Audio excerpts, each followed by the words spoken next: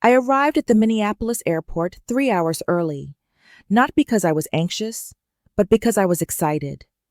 The kind of excitement that isn't loud, but steady and persistent. It lingers in your chest like a soft heartbeat. You're finally ready to follow again. I had packed carefully my soft blue cardigan, my old but reliable walking shoes, the pie dish wrapped tightly in 2 towels, and a travel-sized bottle of hand lotion that smelled like lavender. I even brought the napkins embroidered with little pumpkins, the ones I used to put out when Greg was a boy. Greg had called 3 days before. His voice was unusually light. "Mom," he said, "are you doing anything for Thanksgiving? The kids miss you. Malene says it wouldn't feel right without you here." I almost asked, "Are you sure?" but caught myself. I didn't want to sound desperate for inclusion. I said I had planned to stay home, maybe roast a chicken and bake a pie if my hands allowed it. He said, No, come out here. The kids will be so happy."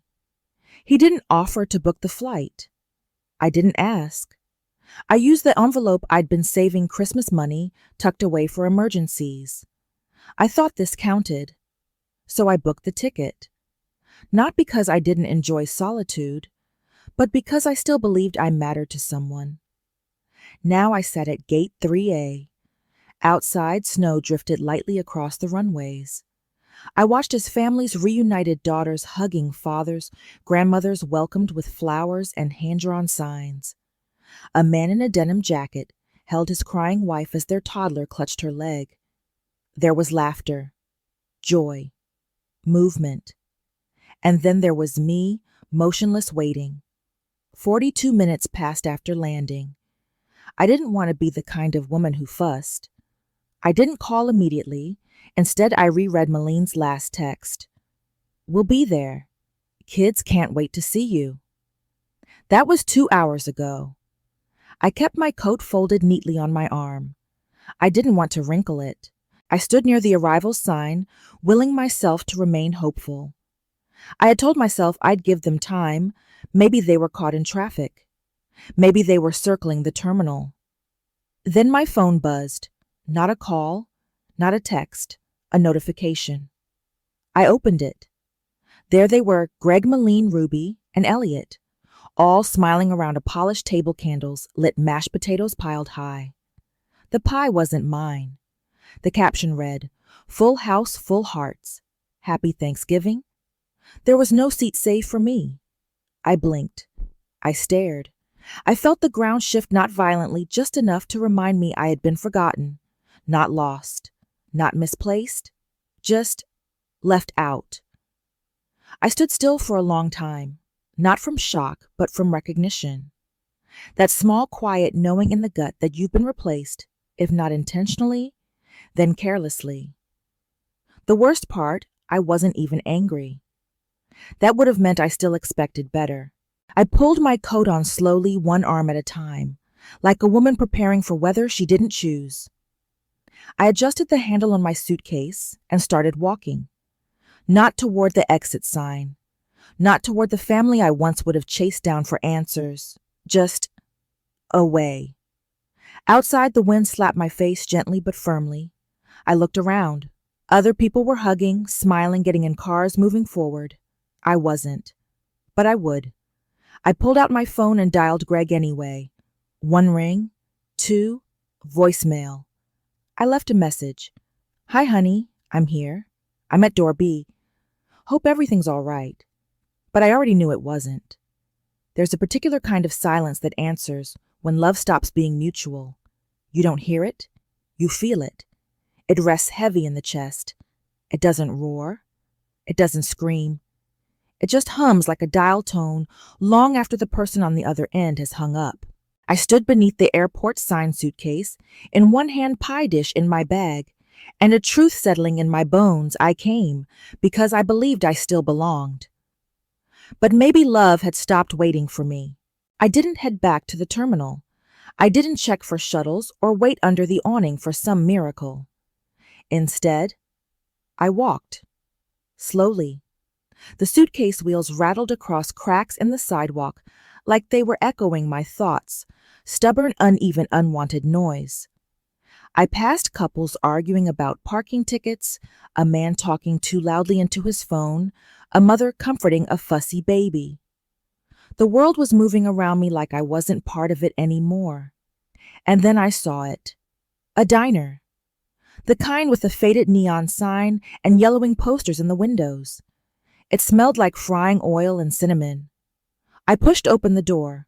A bell above jingled like a memory. Inside it was warm. Not cozy exactly, but lived in. A waitress behind the counter looked up and said, "Happy Thanksgiving, sweetheart?" She said it like she meant it. I nodded. Same to you. She gestured to the booth near the window. I slid into it slowly, my legs grateful for the soft vinyl. I placed my coat beside me and tucked my purse close. I didn't look at the menu. I didn't need to. I knew exactly what I needed. "Apple pie," I said when she came over. "And coffee, if it's not too much trouble." She smiled. "Best decision you'll make all day." The pie arrived on a cracked white plate.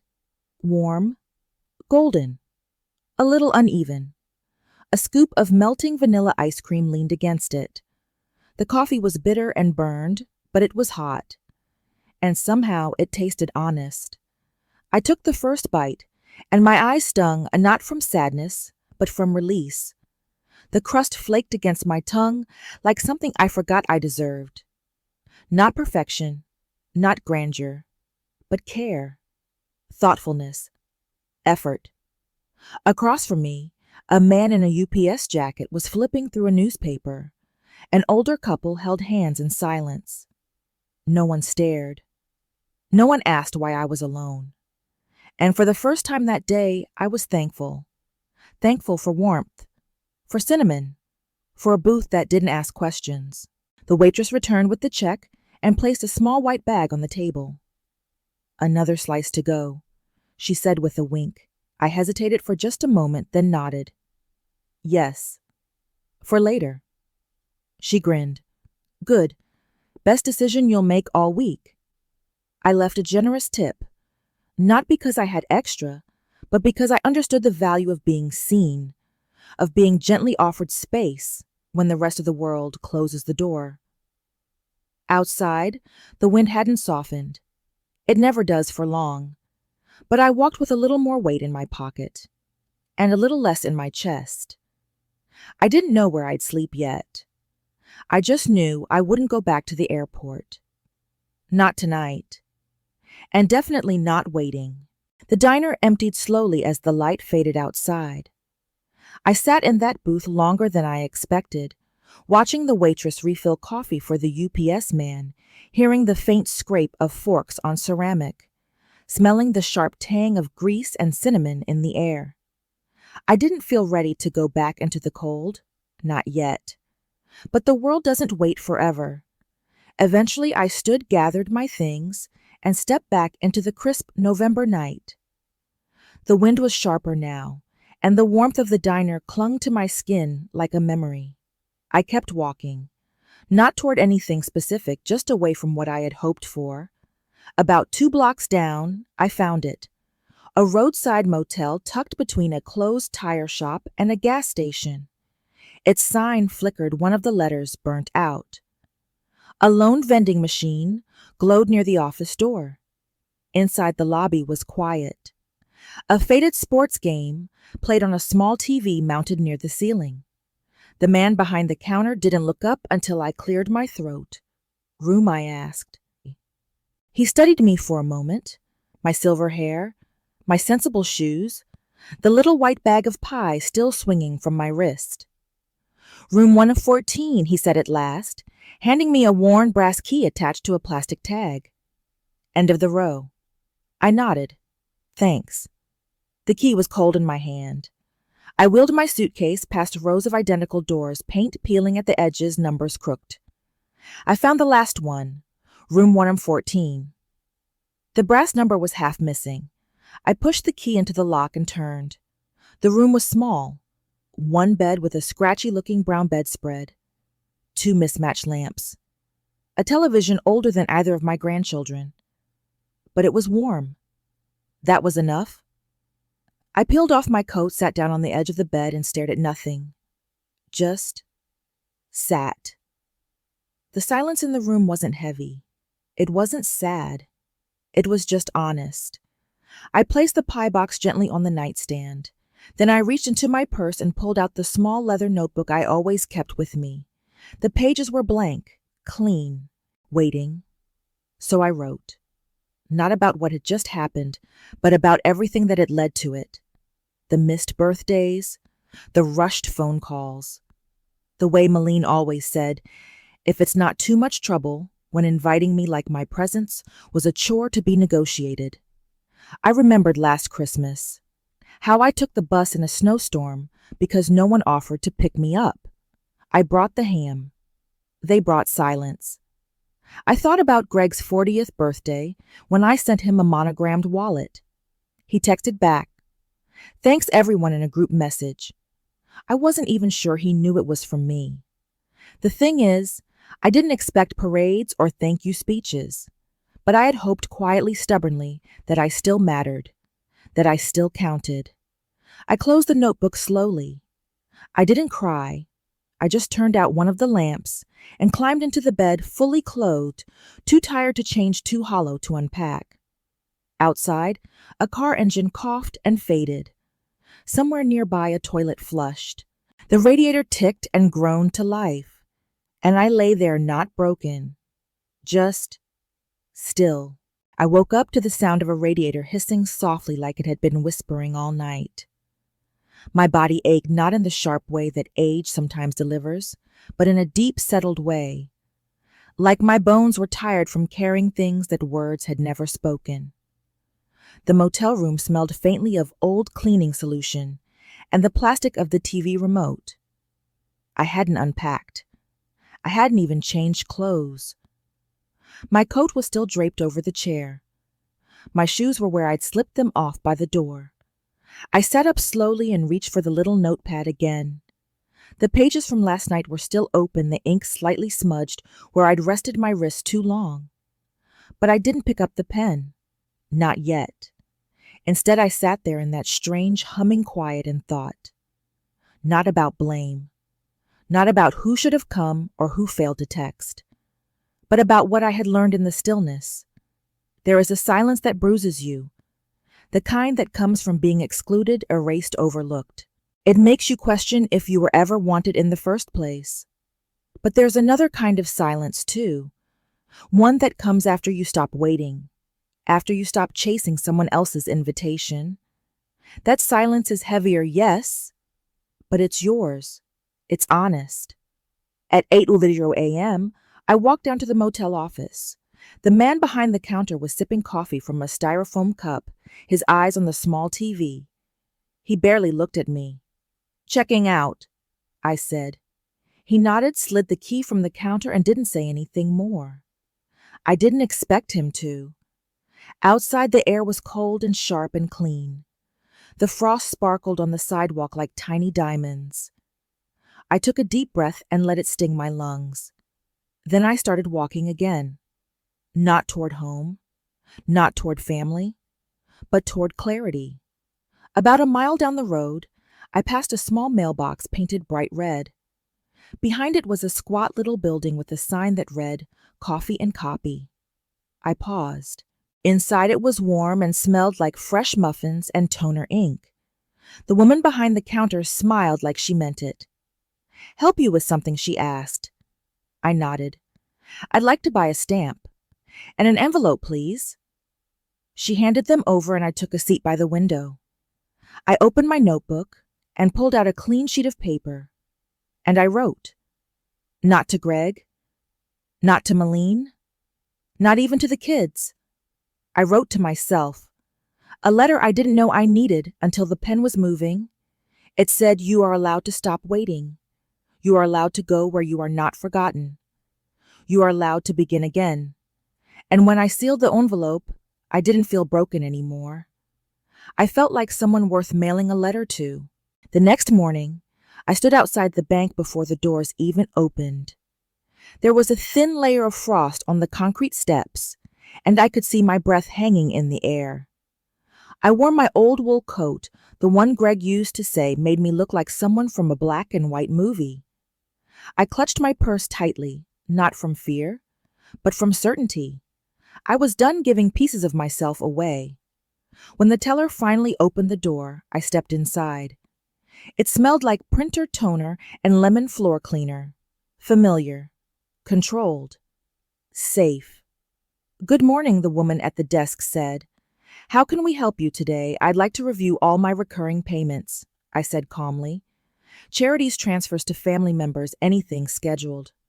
She tapped at her keyboard, then nodded. "Yes, I see several. I'd like to keep the charities," I said, "and cancel the rest." There was a pause. "Would you like to talk about why?" I looked at her. She seemed kind, maybe just a few years older than Emma. "No," I said simply. "I've already explained myself too many times." She nodded. Understood. I sat in that office while she clicked through tabs and typed notes. Outside the window, a delivery truck rolled by. A man with a red scarf sipped coffee on a bench. The world kept moving, but I wasn't frozen in place anymore. When I left the bank, I didn't head home. I went to Mr. Altman's office, my lawyer for the past 30 years. He was the one who helped my husband and me buy our first home, the one who drafted our wills when we still thought we had all the time in the world. The receptionist greeted me warmly. "Mrs. Wexler, so nice to see you." I nodded. "I need to make changes to my will." 10 minutes later, I sat in that same worn leather chair across from his desk. The clock on the wall still ticked like it always had, steady and loud. "What are we changing today?" Mr. Altman asked gently. "I want everything I own, my house, my accounts, my personal belongings placed into a trust. And I want Emma to be the sole executor." He blinked slowly but didn't question it. Understood. We spent the next hour reviewing everything. He asked questions. I answered firmly. There was no hesitation in my voice, no space for guilt. At the end, he said, "We'll have the documents ready by next week." "Thank you," I said, and I meant it. As I left his office, I noticed something. I was standing straighter, breathing easier. There's a kind of strength that doesn't shout, it settles into your spine and holds you upright. I didn't do it out of revenge. I did it because I needed to stop giving my future to people who had erased my past. It was Thursday when the phone rang. Not a text, not a voicemail, a real call. I almost didn't recognize the number. But when I answered, her voice came through so clearly, it felt like opening a window on the first day of spring. "Hi, Grandma," she said. "I'm on break from school, and I was wondering, can I come visit this weekend?" My heart did something I hadn't felt in a long time. It stretched. "Of course," I said, holding back the crack in my voice. "The guest room is ready." "I'll take the train," Emma said. "It's easier. I miss the house." "And you?" When the day came, I met her at the station. She stepped off the train in a long gray coat backpack, slung over one shoulder. Her smile was the same wide, unguarded reel. We didn't need to say much. I took her bag, and we walked slowly toward my car. The neighborhood hadn't changed, but somehow it looked newer with her beside me, like something was blooming in the cracks. At home, she wandered the rooms like someone returning to a place that remembered her. She ran her fingers along the bookshelf, sat on the edge of the sofa like she never left, and opened the cookie tin in the kitchen just to see if it still creaked. It did. That evening we made pasta together, garlic and spinach, her favorite. I grated the cheese while she stirred the noodles. It was quiet but full. After dinner, she pulled out the old chessboard. "You still play?" "Never stopped." I smiled. She won the first round. I won the second. And by the third, we weren't even playing to win. We were playing to be near each other. Later that night, we sat in the living room, teacups in hand. The fire crackled. The light was soft. And Emma said, "Grandma, Thank you for always being you. I looked at her for a long moment, not because I didn't believe her, but because I did. And it mattered. That visit, simple as it was, stitched something back together in me. Not the old version of my life, but something sturdier, something truer. It was late Friday afternoon when the knock came. I was folding laundry at the kitchen table, towels mostly still warm from the dryer. The rhythm was calming. I wasn't expecting anyone. 3 soft knocks, hesitant. Not the mailman, not a neighbor. When I opened the door, there she was, Malene. She stood on the porch wrapped in her designer coat, a leather tote slung over her shoulder. Her eyes looked tired. Her posture said she didn't really want to be there, but pride had lost the argument to obligation. "Hi," she said, managing a tight smile. "Can I come in?" I didn't answer immediately. I looked at her not with anger but with clarity. "Yes," I said simply. For a moment. She stepped inside cautiously, like she expected something to explode. The air between us was quiet, but not empty. She sat on the edge of the couch, crossing her legs. I stayed standing. She cleared her throat. "Greg's been calling you. The kids. They miss you." I nodded. I saw the photo. Thanksgiving. She blinked. That was just something I posted for the holiday. You know, appearances. But you didn't call or text." She looked down. We got caught up. I didn't think I interrupted gently. "You didn't think about me." There was a silence, dense, like the moment before a vase tips. Finally, she said, "Look, I know we've had some distance, but Greg's really worried. Is he?" I asked. "Or is he just worried that I stopped pretending everything was fine?" Her mouth opened, then closed again. No words came out. I walked to the counter and poured myself a glass of water. I didn't offer her one.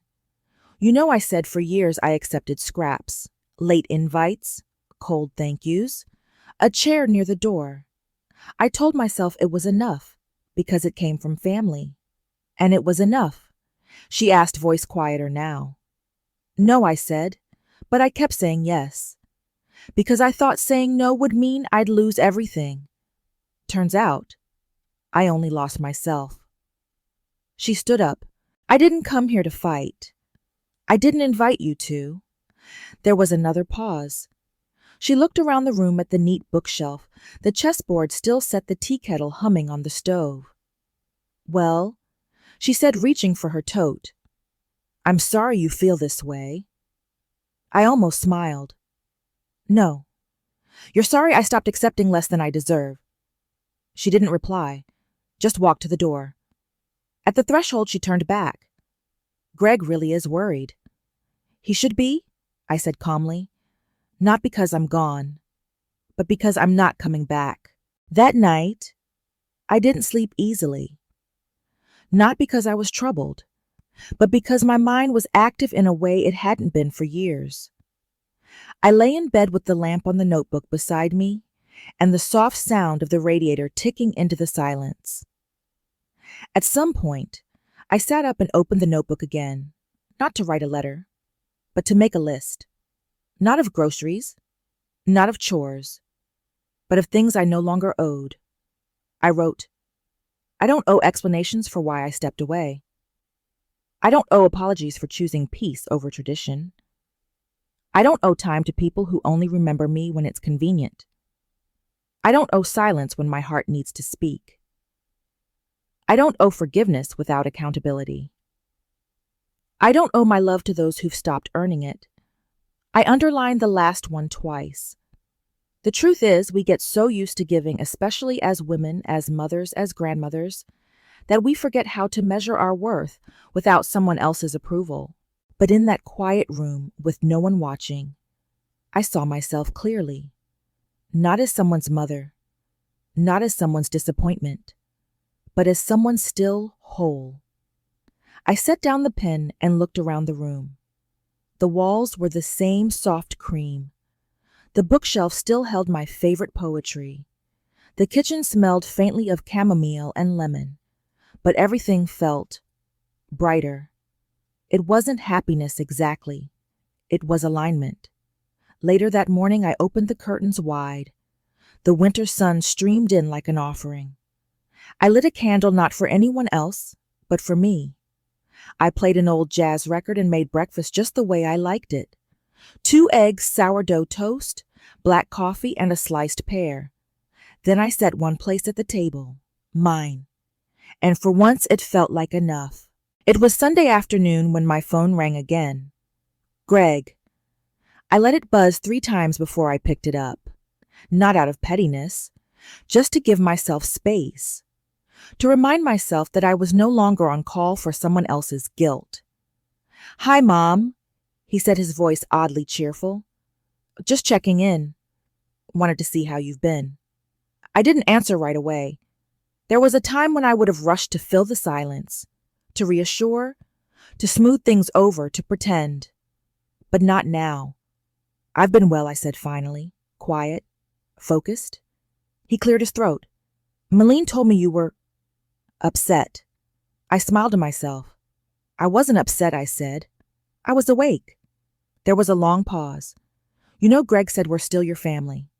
No, I replied calmly. I was your family.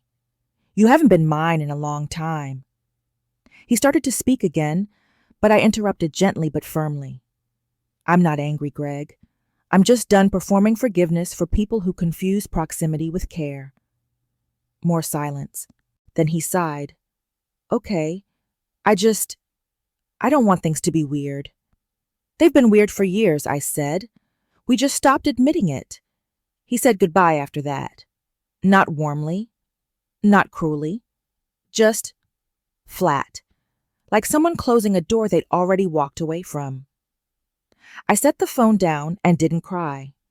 Instead, I opened the window, let the cold air in, let the sound of birds, distant but real, remind me that the world was still outside, and I was still part of it.